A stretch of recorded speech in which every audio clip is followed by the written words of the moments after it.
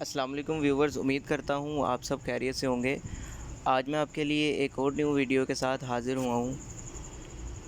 Topic की तरफ जाने से पहले मैं आपसे अर्ज़ करना चाहता हूँ कि जो मेरे चैनल पे न्यू है काइंडली मेरे चैनल को सब्सक्राइब कर दें और बेल आइकन को कर दें ऑल पे, ताकि हर न्यू आने वाली वीडियो आप तक पहुँच जाए। तो टॉपिक की तरफ चलते हैं। ये सर्वेक्स जी टैबलेट है जो कि डॉक्टर्स की तरफ से लिखे जाने वाली टैबलेट्स हैं। इसमें मौजूद है zinc, vitamin E, vitamin C, folic acid और भी बहुत से विटामिन जो कि हमारी बॉडी के लिए बहुत ज़रूरी हैं।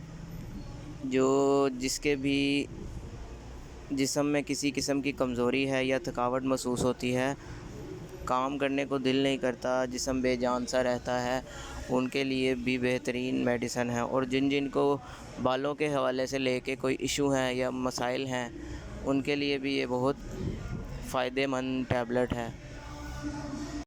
ये टैबलेट जो है क़ुव्वत मुदाफ़ियत को बढ़ाती है, और जो शुगर के मरीज़ हैं उनके लिए भी ये टैबलेट बहुत फ़ायदेमंद है।